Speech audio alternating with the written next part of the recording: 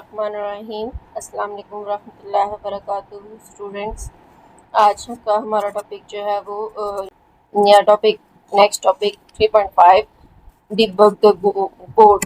ये ऐसे जितना इम्पोर्टेंट नहीं है, प्रैक्टिकल है। इसमें प्रैक्टिकल से रिलेटेड आपसे क्वेश्चन जो है वो पूछा जा सकता है इसमें असेसमेंट में।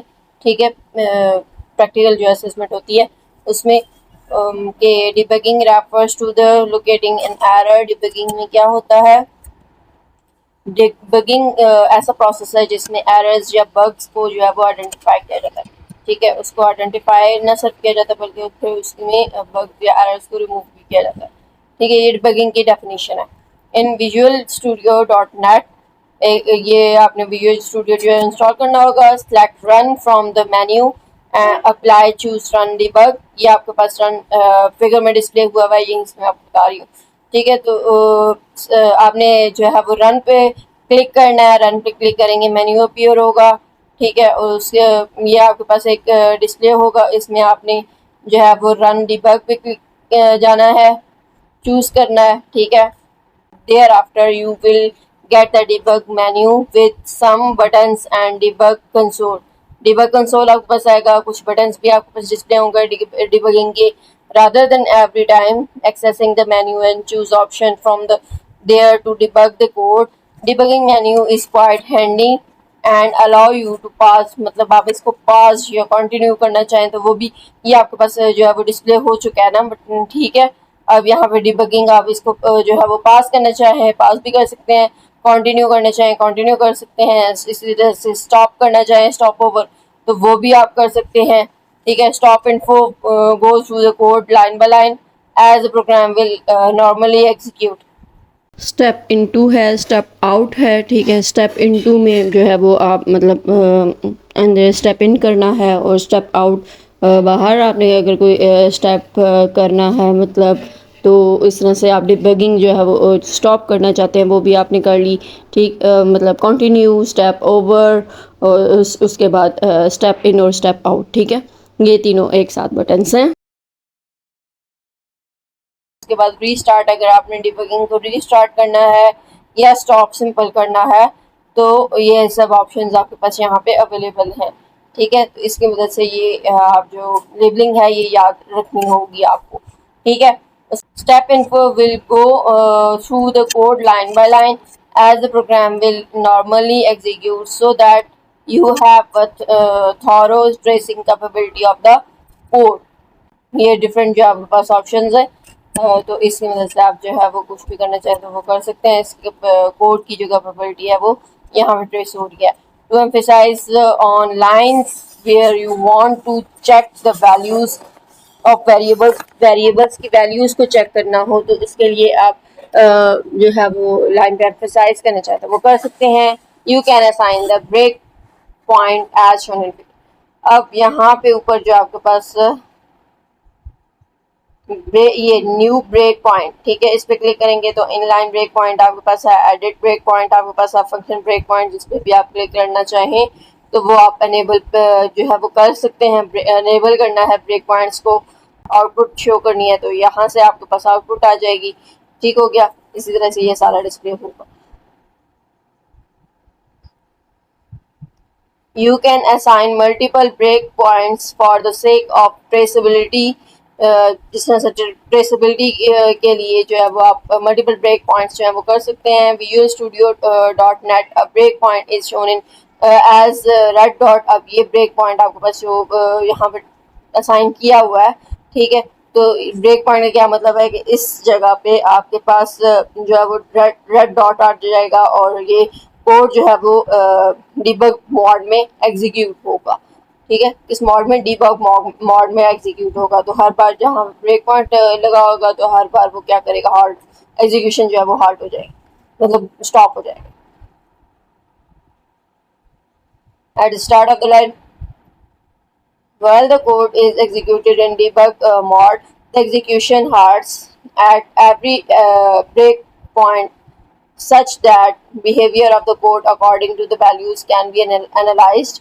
This way, it becomes easier to trace a bug and fix it accordingly. इसी हिसाब से एनालाइज किया जाएगा और इस वे में क्या होता है कि इजी हो जाता है ये जो ब्रेक पॉइंट लगाने से इजी हो जाता है आपका जो बग्स हैं उनको ट्रेस करना, उनको फाइंड आउट करना और उनको फिक्स करना, उसके अकॉर्डिंगली उनको फिक्स करना जो है बहुत आसान हो जाता है। मतलब एरर्स अगर या मिस्टेक्स बग्स आ गए हैं तो उनको ट्रेस करना, उनको आइडेंटिफाई करना इजी हो जाता है और उनको जो है फिक्स करना, रिमूव करना जो है वो भी इजी हो जाता है। ठीक है, तो ये आपके पास था 3.5 टॉपिक में। नेक्स्ट आपके पास क्रिएट अगर आपने करनी है डायनामिक वेबसाइट, ठीक है, तो उस वो किस तरह से क्रिएट की जाती है। नेक्स्ट टॉपिक हम देखते हैं क्या कि आप डायनामिक वेबसाइट आपके पास किस तरह से क्रिएट होगी। If a school wants to display the result of each student on their website, अगर जो स्कूल वाले हैं वो अपने स्टूडेंट्स के जो रिजल्ट हैं वो अपनी वेबसाइट पे डिस्प्ले करना चाहते हैं, then they have to create a different static web page for each student. Her student के लिए उनको एक स्टैटिक वेब पेज जो है वो बनाना पड़ेगा। And as the student increases so does the handling and managing of this web pages, उनको हैंडल और मैनेज करना होगा। The solution is to provide dynamic. अब जाहिर सी बात है हर स्टूडेंट के लिए अलग से वेब पेज बनाओ, स्टैटिक बनाने अगर हम बना रहे हैं तो उसके लिए हर स्टूडेंट के लिए अलग से वेब पेज बनाने पड़ेंगे। ठीक है, और हर स्टूडेंट की अगर मतलब वेब पेज में चेंजिंग करनी है, उसको हैंडल करना है, उसको मैनेज करना है, उसको उसमें अपडेट्स करने हैं, और जितने स्टूडेंट्स इंक्रीज होते जाएंगे उतने स्टैटिक पेजेस भी इंक्रीज होते जाएंगे, तो ये डिफिकल्ट हो जाता है। ठीक है, तो इसे मिनिमाइज करने के लिए, इसका ये जो प्रॉब्लम है इसको सॉल्व आउट करने के लिए डायनामिक वेबसाइट जो है वो बनाई जाती है। ठीक है, डायनामिक वेबसाइट में क्या होता है, such that contents change according to the user input.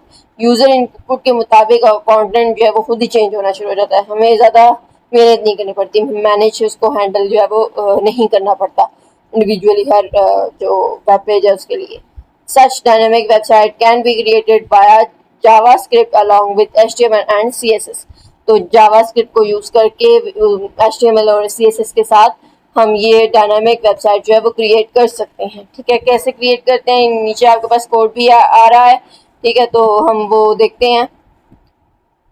Recall figure 29, what is 29 figure, this figure is 29 figure. इसमें क्या था कि हमने लूप रिप्रेजेंट की थी। ठीक है, अपने जो है वो इंडेक्सेस 0 से लेस देन 10 यानी कि 9 तक आपने डिस्प्ले करना था इंडेक्सेस को, और ये लूप के जरिए से जो काउंटिंग है 0 to 9 वो डिस्प्ले करवाई थी न्यू लाइन। ठीक है, वो हमने डिस्प्ले करवाई थी। अब आगे टेक्स्ट देखते हैं वो क्या कह रहा है। Recall figure 29 where we printed index number via a loop from 0 to 9. We extend the same code and revised code as in figure A where the initial 9 lines are the same. 9 lines जो है वो हमारे पास same ही होंगी। उसमें क्या वही हमने index मतलब डॉक्यूमेंट इंडेक्स को पहले तो इनिशलाइज कर लिया, सॉरी डिक्लेयर कर लिया, उसके बाद document dot right for loops ये हमने एज इट इज डिस्प्ले करवा दिया आफ्टर दिस।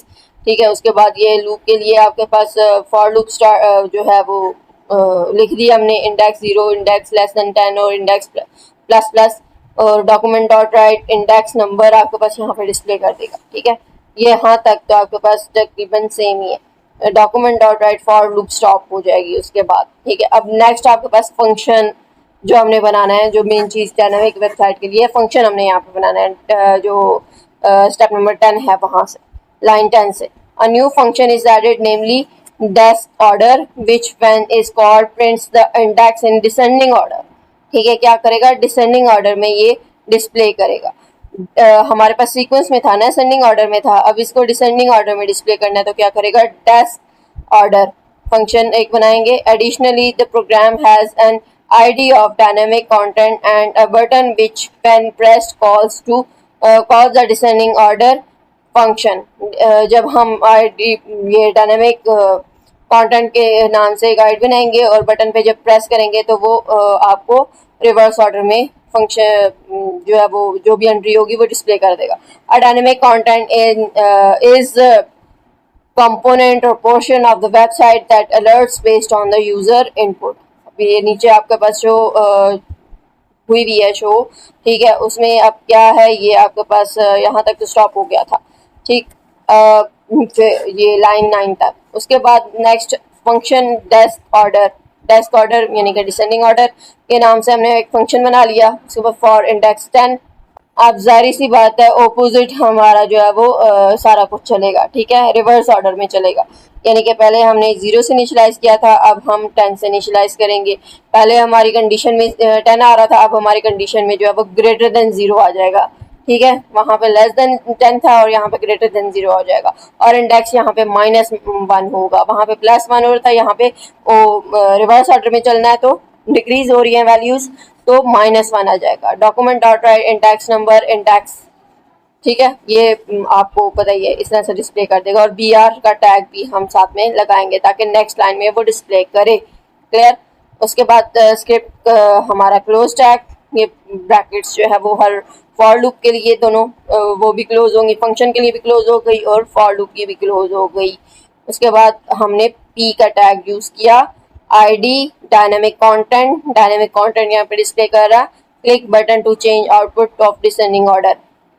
ऑन क्लिक के नाम से हमने एक बटन बनाया, उसमें बटन में डेस्क ऑर्डर जो है वो होगा।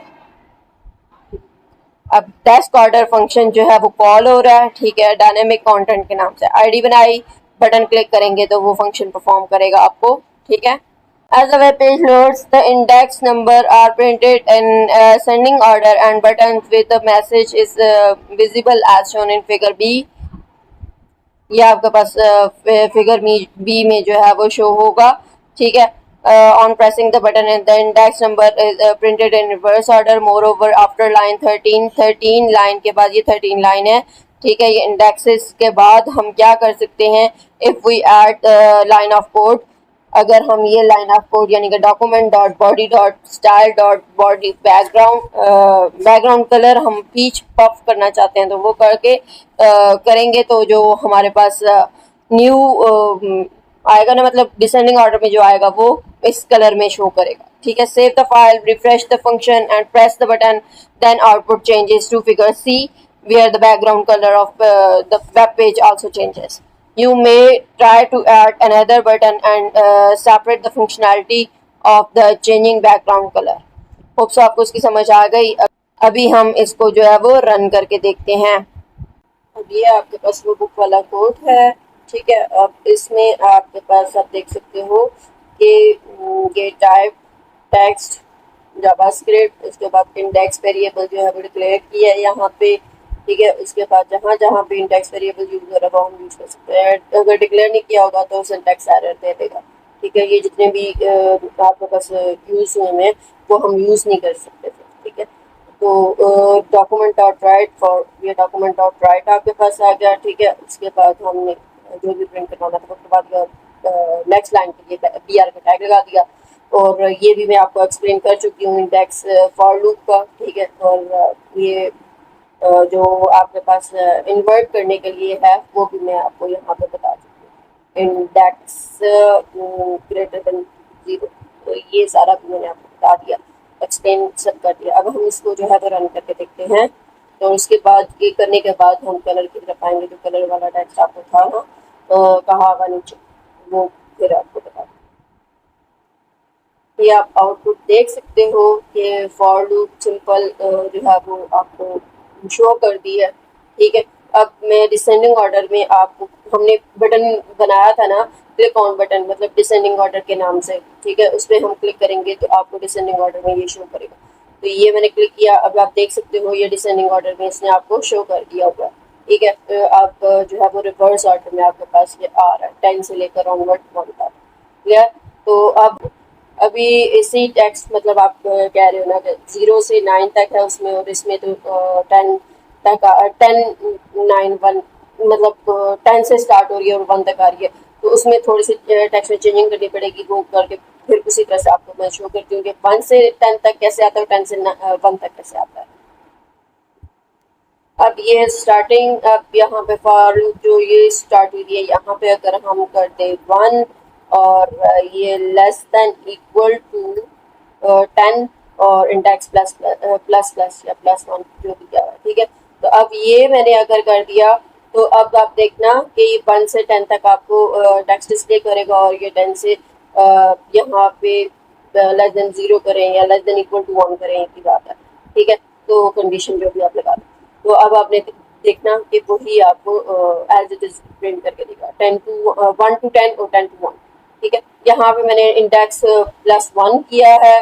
ठीक है, और यहाँ पे मैंने इंडेक्स माइनस लिखा है, तो कुछ भी आप लिख सकते हो। यहाँ पे इंडेक्स प्लस भी सिंपल आप लिख सकते थे। ठीक है, index is equal to index +1 लिखें या इंडेक्स प्लस लिखें, एक ही बात है।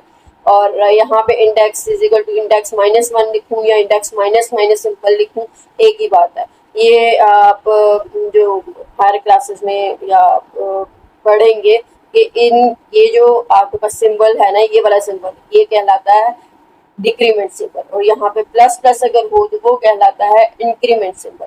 ठीक है, इंक्रीज हो, अगर एक डिजिट इंक्रीज करना हो तो उसके लिए 1+1 करना हो या -1 करना हो तो उसके लिए यूज करते हैं डिक्रीमेंट, इंक्रीमेंट, डिक्रीमेंट ऑपरेटर्स। तो मैंने आपको पहले ऑपरेटर के टॉपिक में बताया था पिछले लेक्चर्स में कि ऑपरेटर्स बहुत सी किस्म के होते हैं। आपकी बुक में जो है वो दो मेंशन है, तो इनमें से एक इंक्रीमेंट डिक्रीमेंट ऑपरेटर भी था, उसके बारे में मैंने यहाँ आपको बता दिया कि इंक्रीमेंट ऑपरेटर प्लस और डिक्रीमेंट ऑपरेटर माइनस होता है। इसका मतलब क्या होता है, इंडेक्स प्लस मतलब इंडेक्स इक्वल टू इंडेक्स +1, और index minus mean that is also equal to index equal to index -1। Hope so you guys आपको क्लियर हो चुका होगा। तो अब हम इसको जो है वो डिस्प्ले करते हैं, इसका आउटपुट देखते हैं। ये आप देख सकते हो सिंपल 1 to 10 इसने डिस्प्ले कर दिया। ठीक है, अब यहाँ पे मैं इसको जो है वो डिसेंड ऑर्डर पे क्लिक करती हूँ, तो ये आप देख सकते हो 10 to 1 यहाँ पे आपको डिस्प्ले कर दिया उसने।